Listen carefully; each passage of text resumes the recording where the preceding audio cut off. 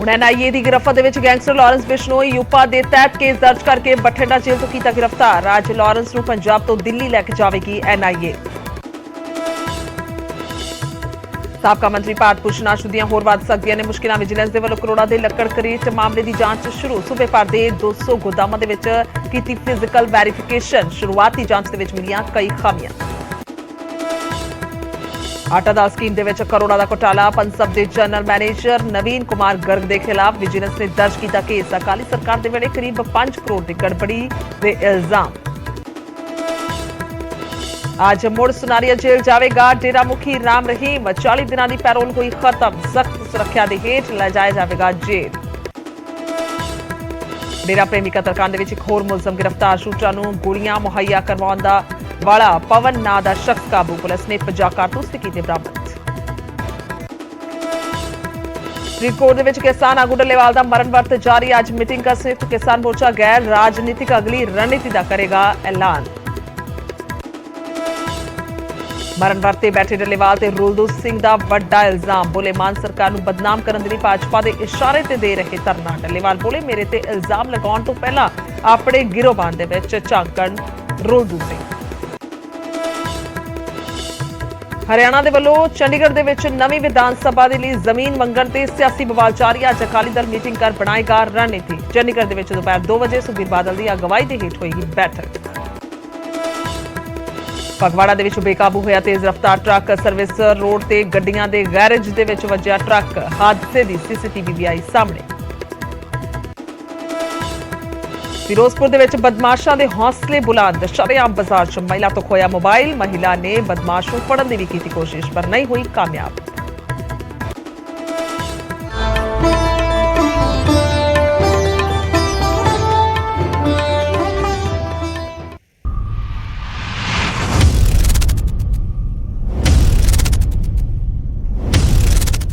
सत श्री अकाल। समय के बुलेटिन च स्वागत है। मैं तुहाडे नाल गुरजोत संधू। खास तौर पर शुरुआत करांगे बुलेटिन की लारैंस बिश्नोई तो। लारैंस बिश्नोई ते वड्डी खबर है। लारैंस बिश्नोई ते होर शिकंजा कसिया जा रहा। तो लारैंस बिश्नोई ते एनआईए ने लारैंस नूं दस दी कि बठिंडा की जेल तो गिरफ्तार किया। होर शिकंजा कसिया जा रहा है और लारैंस के दहशतगर्दां दे नाल कनैक्शन जुड़े हुए हैं। अज लारैंस नूं दस दईए कि एनआईए लियावेगी। दस दईए कि उन्हां दे वल्लों पंजाब तो दिल्ली लैके जाया जाएगा। यूपा के तहत केस दर्ज होया। यूपा यानी कि देश विरोधी गतिविधियां गैंगस्टर टैरर ऑर्गेनाइजेशन क्राइम के केस दे विच दस दईए कि गिरफ्तार किया गया। अतवादियों के नाल लारैंस के कनैक्शन की भी जांच की जाएगी और लारैंस नूं दस दईए कि पंजाब तो दिल्ली लैके जाया जाएगा एनआईए दे वल्लों। और सूरज पान फोन लाइन ते ने ज्यादा जानकारी दे लई। जी सूरज की है पूरी जानकारी लारैंस नूं लैके?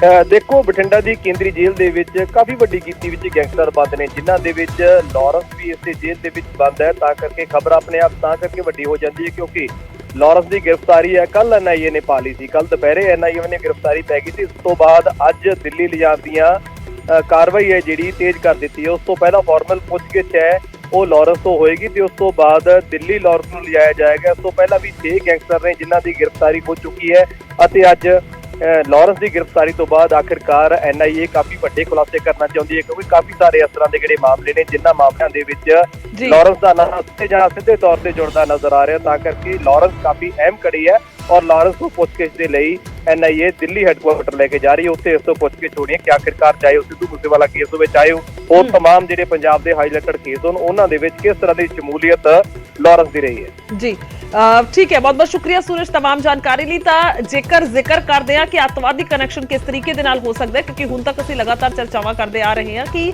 ਜਿਹੜੇ ਗੈਂਗਸਟਰ ਨੇ ਉਹਨਾਂ ਦਾ ਅੱਤਵਾਦੀ ਕਨੈਕਸ਼ਨ ਸਾਹਮਣੇ ਆ ਰਿਹਾ ਹੈ ਕਿਉਂਕਿ ਵਿਦੇਸ਼ਾਂ ਤੋਂ ਹਥਿਆਰ ਜਿਹੜੇ ਨੇ ਸਪਲਾਈ ਕੀਤੇ ਜਾਂਦੇ ਨੇ। ਬੇਸ਼ੱਕ ਉਹਨਾਂ ਨੇ ਆਪਣੀ ਰੰਜਿਸ਼ ਦੇ ਕਰਕੇ ਕਤਲकांड ਨੂੰ ਅੰਜਾਮ ਦੇਣਾ ਹੁੰਦਾ ਹੈ ਪਰ ਨਸ਼ਾ ਔਰ ਹਥਿਆਰ ਜੇਕਰ ਸਪਲਾਈ ਹੁੰਦੇ ਨੇ ਤਾਂ ਫਿਰ ਸਿੱਧੇ ਤੌਰ ਤੇ ਵੱਡਾ ਮਸਲਾ ਹੋ ਜਾਂਦਾ। ਤਾਂ ਹੁਣ ਯੂਪਾ ਦੇ ਤਹਿਤ ਜੇਕਰ ਕੇਸ ਦਰਜ ਕਰਕੇ ਗ੍ਰਿਫਤਾਰੀ ਪਾਈ ਗਈ ਹੈ ਤਾਂ ਸਿੱਧੇ ਤੌਰ ਤੇ ਇਲਜ਼ਾਮਾਤ ਇਹੀ ਨੇ ਕਿ ਅੱਤਵਾਦੀਆਂ ਦੇ ਨਾਲ ਕਨੈਕਸ਼ਨ ਨੇ, ਦੇਸ਼ ਵਿਰੋਧੀ ਗਤੀਵਿਧੀਆਂ ਨੇ। ਸੋ ਜਿਸ ਦੇ ਚੱਲਦੇ ਇਹ ਵੱਡੀ ਕਾਰਵਾਈ ਜਿਹੜੀ ਹੈ ਉਹ ਕੀਤੀ ਗਈ ਹੈ। ਲਾਰੈਂਸ ਬਿਸ਼ਨੋਈ ਉਹੀਓ ਹੈ। ਸੋ ਯਾਦ ਕਰਾ ਦਈਏ ਕਿ ਕਿਸ ਤਰੀਕੇ ਦੇ ਨਾਲ ਸਾਰੀ ਵਾਰਦਾਤ ਨੂੰ ਅੰਜਾਮ ਦਿੱਤਾ ਗਿਆ। ਵੱਡਾ ਕਤਲकांड ਜੋ ਪੰਜਾਬ ਦੇ ਵਿੱਚ ਵਾਪਰਿਆ ਯਾਨੀ ਕਿ ਸਿੱਧੂ ਮੂਸੇਵਾਲਾ ਦਾ ਕਤਲ ਕਿਸ ਤਰੀਕੇ ਦੇ ਨਾਲ ਕੀਤਾ ਗਿਆ ਤਾਂ ਉਸ ਦਾ ਇਲਜ਼ਾਮ ਸੀ। ਔਰ ਸ਼ੰਕਰ ਆਨੰਦ ਵੀ ਸਾਡੇ ਨਾਲ ਫੋਨ ਲਾਈਨ ਤੇ ਜੁੜ ਚੁੱਕੇ ਨੇ ਦਿੱਲੀ ਤੋਂ।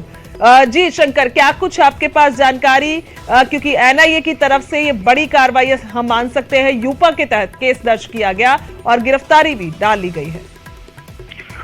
निश्चित सर, देखिए यहाँ पे दो महत्वपूर्ण जानकारी है, दोनों महत्वपूर्ण जानकारी को देना चाहेंगे कि जिस तरह से गैंगस्टर लॉरेंस बिश्नोई के खिलाफ यूएपीए एक्ट के तहत मामला दर्ज किया गया और इस मामले में आगे का इन्वेस्टिगेशन किया जाएगा, यानी कि लॉरेंस बिश्नोई की मुश्किलें आने वाले वक्त में और ज्यादा बढ़ने वाली हैं, क्योंकि जब केंद्रीय जांच एजेंसी एनआईए के द्वारा जब इस मामले में इन्वेस्टिगेशन होगी तो उसका जो तफ्तीश का दायरा होगा वो काफी बड़ा होगा।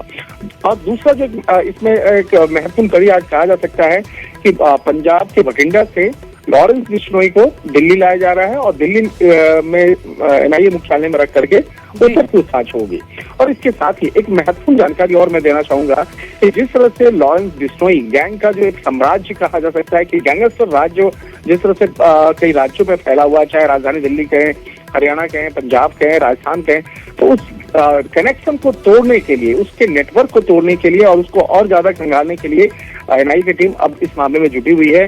और इसके साथ साथ इस मामले में कुछ नए इनपुट से मिले हैं इस मामले की इन्वेस्टिगेशन के दौरान, यानी कि सिद्धू मूसेवाला हत्याकांड के इन्वेस्टिगेशन के दौरान कई महत्वपूर्ण जानकारियां मिली और उसी महत्वपूर्ण जानकारियों को जब और ज्यादा खंगाला गया तो पता चला कि कई गैंगस्टर का जो अवैध तौर पर जो अर्जित मनी है, जो पैसा है, वो पैसा म्यूजिक इंडस्ट्री में इन्वेस्ट किया गया है। खासतौर पर पंजाब के कई ऐसे सिंगर्स हैं, कई ऐसे संगीतकार हैं, उसको पैसा दिया गया और उसके नाम पर पैसा इन्वेस्टमेंट किया गया। तो ये मसला, ये आरोप बेहद संगीन है, बेहद गंभीर है, लिहाजा इस मामले की गंभीरता को देखते हुए भी जांच एजेंसी इस मामले में लॉरेंस बिश्नोई से भी पूछताछ करेगी। इसके साथ साथ कई अन्य आरोपियों से भी पूछताछ की जाएगी।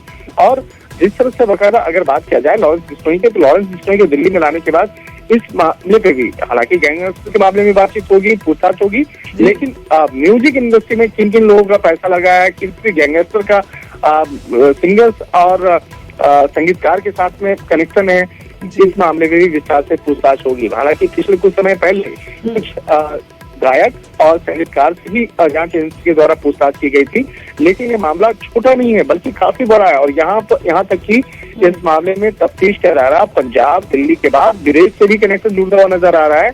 और विदेश से किस तरह से कनेक्शन इसका जुड़ा है, किस तरह से पैसे का इन्वेस्टमेंट इस म्यूजिक इंडस्ट्री में किया गया और वो पैसा ऐसा जो गैंगस्टर के द्वारा अवैध तौर पर उड़ाई किया गया, तो ये मसला बेहद संगीन है। और इस मामले की गंभीरता को देखते हुए जांच एजेंसी आगे इस मामले में विस्तार से तफ्तीश करेगी और लॉरेंस बिश्नोई को एनआईए मुख्यालय में रखने के दौरान उससे भी इस मामले पर पूछताछ किया जा सकता है। ठीक है शंकर, तमाम जानकारी के लिए धन्यवाद। ਤਾਂ ਸਿੱਧੇ ਤੌਰ ਤੇ ਇਲਜ਼ਾਮਾਤ ਜਿਹੜੇ ਨੇ ਜੋ ਸਿੱਧੂ ਮੂਸੇਵਾਲਾ ਦੇ ਪਿਤਾ ਲਗਾਉਂਦੇ ਨੇ ਉਹੀਓ ਆਲੇ ਦੁਆਲੇ ਘੁੰਮਦੇ ਹੋਏ ਨਜ਼ਰ ਆ ਰਹੇ ਨੇ। ਮਸਲਾ ਇਨ ਸ਼ਾਰਟ ਅਗਰ ਇੱਕ ਲਾਈਨ ਦੇ ਵਿੱਚ ਅਸੀਂ ਗੱਲ ਕਰੀਏ ਤਾਂ ਟੈਰਰ ਫੰਡਿੰਗ ਦੇ ਨਾਲ ਜੁੜਿਆ ਹੋਇਆ ਕਿ ਆਖਰਕਾਰ ਕਿਸ ਤਰੀਕੇ ਦੇ ਨਾਲ ਪੈਸਾ ਜੋ ਆਇਆ ਹੈ और उसनू वरत्या गया। हालांकि ये पता लगाया जाएगा कि कित्थों पैसा आया और कित्थे कित्थे वरत्या गया। इस दे विच म्यूजिक इंडस्ट्री के लोग भी जिहड़े ने घेरे च आ सकते हैं।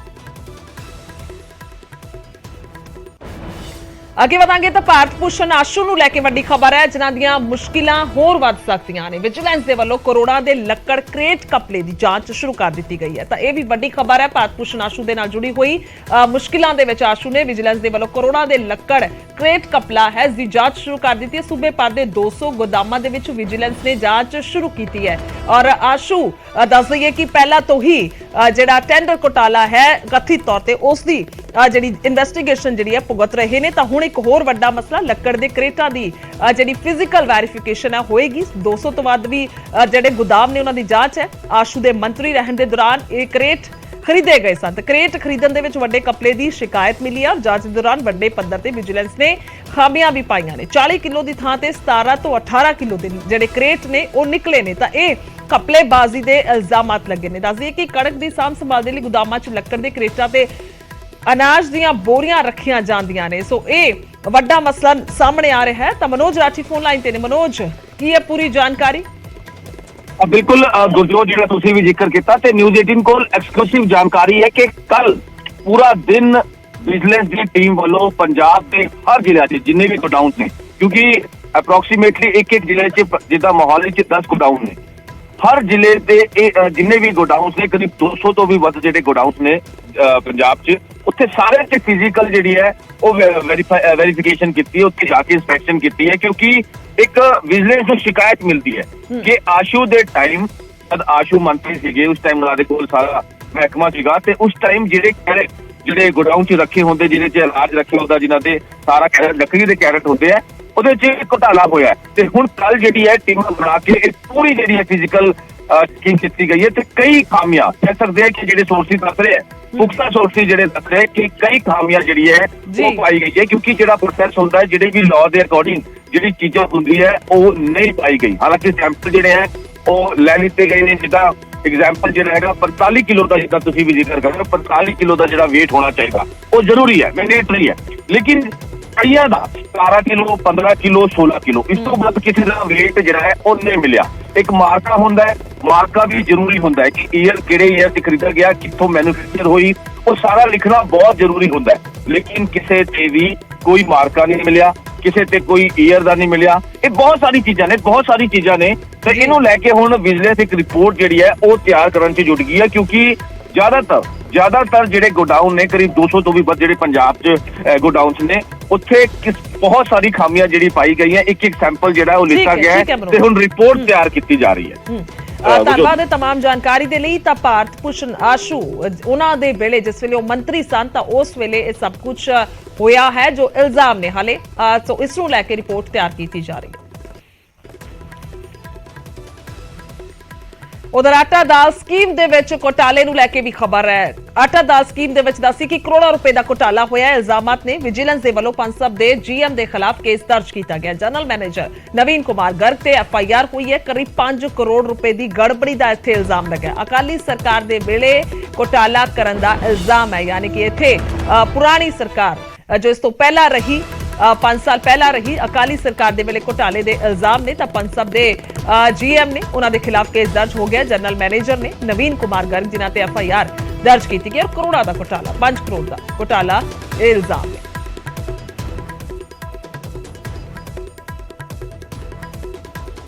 ਅੱਗੇ ਵਧਾਂਗੇ ਤਾਂ ਰਾਮ ਰਹੀਮ ਦਾ ਜ਼ਿਕਰ ਕਰਾਂਗੇ। ਅੱਜ ਮੁੜ ਤੋਂ ਸੁਨਾਰੀਆ ਜੇਲ੍ਹ ਜਾਵੇਗਾ ਰਾਮ ਰਹੀਮ ਦੀ 40 ਦਿਨਾਂ ਦੀ ਪੈਰੋਲ ਖਤਮ ਹੋਈ ਹੈ। ਸਖਤ ਸੁਰੱਖਿਆ ਹੇਠ ਜੋ ਹੈ ਜੇਲ੍ਹ ਦੇ ਵਿੱਚ ਲਿਜਾਇਆ ਜਾਏਗਾ। ਯੂਪੀ ਦੇ ਬਾਗਪਤ ਆਸ਼ਰਮ ਦੇ ਵਿੱਚ ਹੈ ਰਾਮ ਰਹੀਮ, ਔਰ ਪੈਰੋਲ ਦੇ ਦੌਰਾਨ ਰਾਮ ਰਹੀਮ ਸੋਸ਼ਲ ਮੀਡੀਆ ਤੇ ਕਾਫੀ ਐਕਟਿਵ ਰਿਹਾ, ਜਿਸ ਦੌਰਾਨ ਉਸ ਦੇ ਵੱਲੋਂ ਆਨਲਾਈਨ ਸਤਸੰਗ ਕੀਤਾ ਜਾਂਦਾ ਰਿਹਾ, ਔਰ ਇਸ ਮੌਕੇ ਉਸਨੇ ਆਪਣੀਆਂ ਕੁਝ ਮਿਊਜ਼ਿਕ ਵੀਡੀਓ ਵੀ ਰਿਲੀਜ਼ ਕੀਤੀਆਂ ਨੇ। ਤਾਂ ਇਸ ਤੋਂ ਇਲਾਵਾ ਕੁਝ ਅਜਿਹੀਆਂ ਵੀਡੀਓਜ਼ ਵੀ ਆਈਆਂ ਜਿਸ ਨੂੰ ਲੈ ਕੇ ਬੇਹੱਦ ਜਿਹੜਾ ਉਹ ਕਹਿ ਸਕਦੇ ਆ ਕਿ ਦਿਲਚਸਪ ਉਸ ਦੇ ਵਿੱਚ ਕੰਟੈਂਟ ਨਜ਼ਰ ਆਇਆ है। तो आज पैरोल खत्म हो रही है। नकुल जसूजा फोन लाइन पे ने। नकुल, क्या कुछ आपके पास जानकारी, किस तरह से वापस जेल में ले जाया जाएगा राम रहीम को? देखिए गुरजोत, अभी तय नहीं है कि राम रहीम ने आज जाना है या कल यानी 25 नवंबर को जाना है, क्योंकि जो डेरा की मैनेजमेंट है, डेरा से जुड़े लोग हैं, उनकी तरफ से यही कहा जा रहा है कि अभी ये तय नहीं हुआ है कि कब जेल में सरेंडर करना है। कुछ जो कानूनी पेचीदी बता रहे हैं कि वो उनका ये कहना है कि जेल मैनुअल के हिसाब से एक दिन आने का और एक दिन जाने का, ये 2 दिन एक्स्ट्रा मिल सकते हैं। तो अगर ऐसा कोई कानून है, ऐसा कोई जेल मैनुअल के हिसाब से कुछ बनता है, तो उस हिसाब से राम रहीम कल यानी 25 तारीख को सरेंडर करेंगे, इस तरह की जानकारी है। लेकिन अभी फिलहाल तय नहीं है। राम रहीम ने 2 दिन पहले अपने सत्संग जो थे, ऑनलाइन सत्संग थे, वो बंद कर दिए थे, और अब कल रात को अचानक एक बार फिर राम रहीम यूट्यूब पर लाइव हुए और अपने समर्थकों से बातचीत की। और इन 40 दिन की पैरोल में तमाम जो गतिविधियां डेरा सच्चा सौदा में होती थी, जब राम रहीम जेल से बाहर होते थे, वो तमाम गतिविधियां हुई। डेरा के जितने समर्थक हैं पूरे देश भर में, उनसे राम रहीम ने ऑनलाइन बातचीत भी की। तो ये 40 दिन की गतिविधियां रही हैं। फिलहाल अभी ये तय नहीं है कि सरेंडर कब किया जाएगा। हो सकता है आज भी किया जाए, हो सकता है कि कल किया जाए, लेकिन पैरोल अवधि जो 40 दिनों की थी वो कल पूरी हो गई है। जी धन्यवाद नकुल तमाम जानकारी के लिए। तो अजय तय नहीं है, दस दईए कि पैरोल खत्म हो रही है, पर कुछ ਸਮਾਂ ਮਿਲਦਾ ਹੈ, ਕੁਝ ਘੰਟੇ ਮਿਲਦੇ ਨੇ ਸਰੈਂਡਰ ਕਰਨ ਤੇ, ਯਾਨੀ ਕਿ ਵਾਪਸੀ ਕਰਨ ਤੇ ਜੇਲ੍ਹ ਦੇ ਵਿੱਚ, ਤਾਂ ਉਹ ਸਾਰੇ ਪ੍ਰੋਟੋਕੋਲ ਵੇਖੇ ਜਾ ਰਹੇ ਨੇ ਅਜੇ। ਉਧਰ ਡੇਰਾ ਪ੍ਰੇਮੀ ਕਤਲकांड ਦੇ ਵਿੱਚ ਇੱਕ ਹੋਰ ਗ੍ਰਿਫਤਾਰੀ ਹੋਈ ਹੈ। ਸ਼ੂਟਰਾਂ ਨੂੰ ਗੋਲੀਆਂ ਮੁਹੱਈਆ ਕਰਵਾਉਣ ਵਾਲਾ ਕਾਬੂ ਹੋਇਆ। ਪੁਲਿਸ ਨੇ ਪਵਨ ਨਾਂ ਦੇ ਸ਼ਖਸ ਨੂੰ ਗ੍ਰਿਫਤਾਰ ਕੀਤਾ ਤਾਂ ਪਵਨ ਦੇ ਕੋਲੋਂ 50 ਕਾਰਤੂਸ ਵੀ ਬਰਾਮਦ ਹੋਏ ਨੇ। ਸ਼ੂਟਰ ਮਨਪ੍ਰੀਤ ਮਨੀ ਦੇ ਜੀਜੇ ਤੋਂ ਪੁੱਛਗਿੱਛ ਦੇ ਮਗਰੋਂ ਜਿਹੜੀ ਹੈ ਇਹ ਗ੍ਰਿਫਤਾਰੀ ਹੋਈ ਹੈ। ਦੱਸਦੇ ਕਿ ਸ਼ੂਟਰ ਮਨਪ੍ਰੀਤ ਮਨੀ ਦਾ ਜੀਜਾ ਫਰੀਦਕੋਟ ਜੇਲ੍ਹ ਦੇ ਵਿੱਚ ਹੀ ਬੰਦ ਹੈ ਤੇ ਡੇਰਾ ਪ੍ਰੇਮੀ ਪ੍ਰਦੀਪ ਦੇ ਕਤਲ ਦੇ ਲਈ ਉਸਨੇ ਮਨੀ ਤੇ ਜਤਿੰਦਰ ਦੀ ਗੱਲਬਾਤ ਗੈਂਗਸਟਰ ਹਰਜਿੰਦਰ ਦੇ ਜ਼ਰੀਏ ਗੋਲਡੀ ਬਰਾੜ ਦੇ ਨਾਲ ਕਰਵਾਈ ਸੀ, ਜਿਸ ਤੋਂ ਬਾਅਦ ਸ਼ੂਟਰਾਂ ਨੂੰ ਕਤਲकांड ਨੂੰ ਅੰਜਾਮ ਦਿੱਤਾ ਸੀ। ਤਾਂ ਹੁਣ ਜਿਨ੍ਹਾਂ ਦੇ ਵੱਲੋਂ ਇਸ ਤਰੀਕੇ ਦੇ ਨਾਲ ਜਿਹੜਾ ਉਹ ਮਦਦ ਕੀਤੀ ਗਈ ਤਾਂ ਹੁਣ ਉਸ ਨੂੰ ਜਿਹੜਾ ਗ੍ਰਿਫਤਾਰ ਕੀਤਾ ਗਿਆ ਹੈ। ਨਰੇਸ਼ ਸੇਠੀ ਨੇ ਫੋਨ ਲਾਈਨ ਤੇ। ਨਰੇਸ਼, ਕੀ ਕੁਝ ਹੈ ਜਾਣਕਾਰੀ ਇਸ ਸਾਰੇ ਮਾਮਲੇ ਦੇ ਵਿੱਚ? ਬਿਲਕੁਲ ਦੱਸਦੇ ਕਿ ਡੇਰਾ ਪ੍ਰੇਮੀ ਪ੍ਰਦੀਪ ਕੁਮਾਰ ਦੀ ਹੱਤਿਆ ਦੇ ਮਾਮਲੇ ਵਿੱਚ ਇੱਕ ਹੋਰ ਗ੍ਰਿਫਤਾਰੀ ਹੋਈ ਹੈ। ਦੱਸਦੀ ਹੈ ਕਿ ਮਨਪ੍ਰੀਤ ਮਨੀ ਜਿਹੜਾ ਕਿ ਸ਼ੂਟਰ ਦੇ ਤੌਰ ਤੇ ਇਸ ਮਾਮਲੇ ਵਿੱਚ ਜਿਹੜਾ ਨਾਮਜ਼ਦ ਹੋਇਆ ਸੀ, ਜਿਸ ਦੀ ਗ੍ਰਿਫਤਾਰੀ ਹੁਸ਼ਿਆਰਪੁਰ ਤੋਂ ਹੋਈ ਸੀ, ਤਾਂ ਉਸ ਦਾ ਜੀਜਾ ਭੋਲਾ ਸਿੰਘ ਖਾਲਸਾ ਜਿਹੜਾ ਕਿ ਫਰੀਦਕੋਟ ਦੀ ਜੇਲ੍ਹ ਵਿੱਚ ਪਹਿਲਾਂ ਹੀ ਬੰਦ ਸੀ, ਉਸ ਦੀ ਕਿਤੇ ਨਾ ਕਿਤੇ ਹੱਥ ਆਇਆ ਕਿ ਉਸਨੇ ਗੋਲਡੀ ਬਰਾੜ ਨੂੰ ਮਿਲ ਕੇ ਇਸ ਡੇਰਾ ਪ੍ਰੇਮੀ ਦੀ ਹੱਤਿਆ ਦੀ ਸਾਜ਼ਿਸ਼ ਰਚੀ ਸੀ। ਤਾਂ ਉਸ ਨੂੰ ਪ੍ਰੋਡਕਸ਼ਨ ਵੰਡ ਤੇ ਪੁਲਿਸ ਵੱਲੋਂ ਲਿਆ ਗਿਆ ਸੀ। ਪ੍ਰੋਡਕਸ਼ਨ ਵੰਡ ਤੇ ਲੈਣ ਤੋਂ ਬਾਅਦ ਭੋਲਾ ਸਿੰਘ ਦੀ ਪੁੱਛਗਿੱਛ ਵਿੱਚ ਸਾਹਮਣੇ ਆਇਆ ਕਿ ਪਵਨਦੀਪ ਨਾਮਕ ਇੱਕ ਵਿਅਕਤੀ ਜਿਸਨੇ ਕਿ ਇਹਨਾਂ ਸ਼ੂਟਰਾਂ ਨੂੰ ਗੋਲੀਆਂ ਮੁਹੱਈਆ ਕਰਾਈਆਂ ਸੀ, ਕਾਰਤੂਸ ਮੁਹੱਈਆ ਕਰਾਏ ਸਨ, ਤਾਂ ਉਸ ਨੂੰ ਵੀ ਜਿਹੜਾ ਹੁਣ ਉਸ ਦੀ ਬਣਾ ਤੇ ਜਿਹੜਾ ਗ੍ਰਿਫਤਾਰ ਕੀਤਾ ਗਿਆ। ਤਾਂ ਪਵਨਦੀਪ ਦੀ ਗ੍ਰਿਫਤਾਰੀ ਤੋਂ ਬਾਅਦ ਉਸ ਕੋਲੋਂ 50 ਜਿੰਦਾ ਕਾਰਤੂਸ ਵੀ ਜਿਹੜੇ ਬਰਾਮਦ ਕੀਤੇ ਗਏ ਨੇ। ਦੱਸਦੀ ਹੈ ਕਿ ਦੇਸ਼ ਵਿਰੋਧੀ ਗਤੀਵਿਧੀਆਂ ਦੇ ਚੱਲਦੇ ਹੁਣ ਇਹਨਾਂ ਸਾਰੇ ਮਾਮਲਿਆਂ ਵਿੱਚ ਜਿਹੜੇ ਵੀ ਇਸ ਮਾਮਲੇ ਵਿੱਚ ਆਰੋਪੀ ਨੇ, ਉਹਨਾਂ ਸਾਰਿਆਂ ਤੇ UAPA ਐਕਟ ਵੀ ਜਿਹੜਾ ਲਾਗੂ ਕਰ ਦਿੱਤਾ ਗਿਆ। ਉਹਨਾਂ ਉਸ ਦੀ ਧਾਰਾ ਤਹਿਤ ਜਿਹੜਾ ਇਹਨਾਂ ਦੇ ਅਧੀਨ ਮਾਮਲਾ ਇਹਨਾਂ ਦੇ ਚੱਲੇਗਾ। ਜੀ ਠੀਕ ਹੈ ਨਰੇਸ਼, ਧੰਨਵਾਦ ਹੈ तमाम ਜਾਣਕਾਰੀ ਲਈ। ਤਾਂ ਮਦਦ ਕਰਨ ਵਾਲੇ ਵੀ ਜਿਹੜੇ ਨੇ ਉਹ ਬਖਸ਼ੇ ਨਹੀਂ ਜਾਣਗੇ। ਪੁਲਿਸ ਪੂਰੀ ਸਖਤੀ ਦੇ ਨਾਲ ਕਾਰਵਾਈ ਕਰ ਰਹੀ ਹੈ।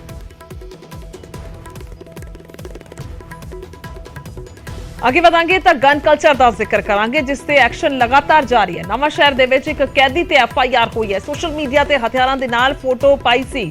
ਹੱਥਾਂ ਦੇ ਵਿੱਚ ਪਿਸਟਲ ਫੜ ਕੇ ਅਪਲੋਡ ਕੀਤੀ ਗਈ ਸੀ ਇਹ ਫੋਟੋ। ਔਰ ਪਰਨਵ ਸਹਿਗਲ ਹੈ ਜਿਸ ਦਾ ਕੈਦੀ ਦਾ ਨਾਂ ਜੋ ਦੱਸਿਆ ਜਾ ਰਿਹਾ। ਦੱਸਦੀ ਕਿ ਪਹਿਲਾਂ ਤੋਂ ਹੀ ਵੱਖ-ਵੱਖ ਮਾਮਲਿਆਂ ਤਹਿਤ ਜੇਲ੍ਹ ਦੇ ਵਿੱਚ ਬੰਦ ਹੈ ਪਰਨਵ। ਤਾਂ ਇਹ ਤਸਵੀਰ ਜਿਹੜੀ ਆ ਅਪਲੋਡ ਕੀਤੀ ਗਈ ਸੀ, ਹਥਿਆਰ ਹੱਥਾਂ ਦੇ ਵਿੱਚ ਫੜੇ ਸਨ।